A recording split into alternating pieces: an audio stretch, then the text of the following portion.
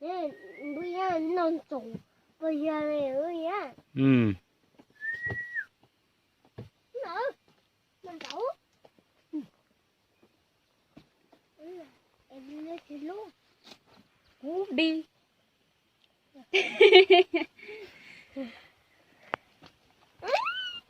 Đó là rất là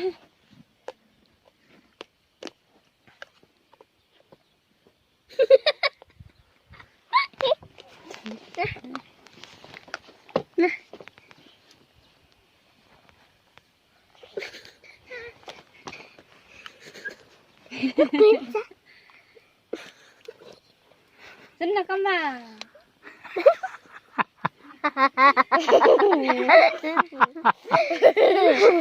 Cắt. Cắt cờ nó. Nó sẽ cắt cờ nó. Cái từ nhớ là cờ nó. Nó sẽ thoát luôn.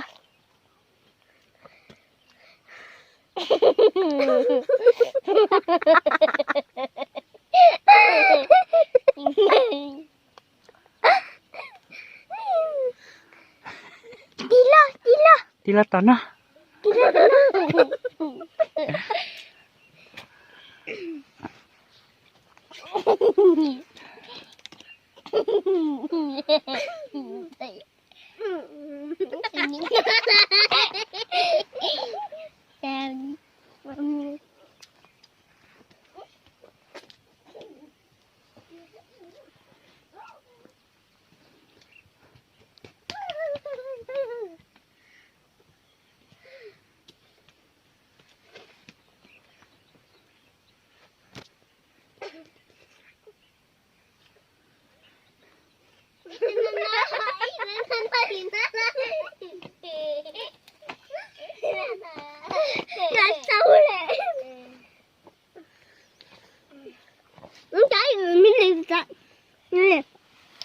Các bạn thằng đó để nào mà anh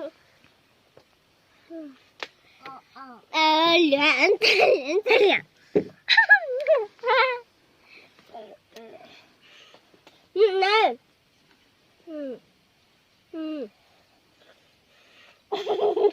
đến xảy ra tụi tao nếp hình nó đi kia đi mà phí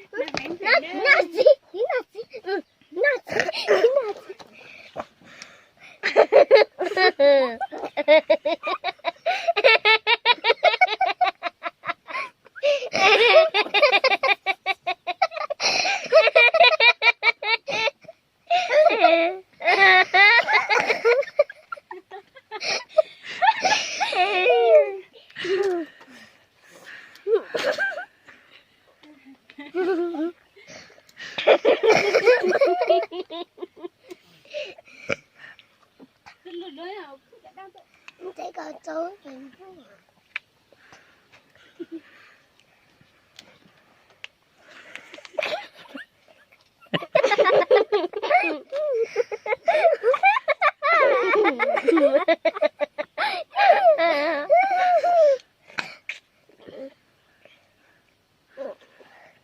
nó sẽ cắt cờ lý nó chứ bây nó sẽ cắt tôi nó coi nó mình tự nhiên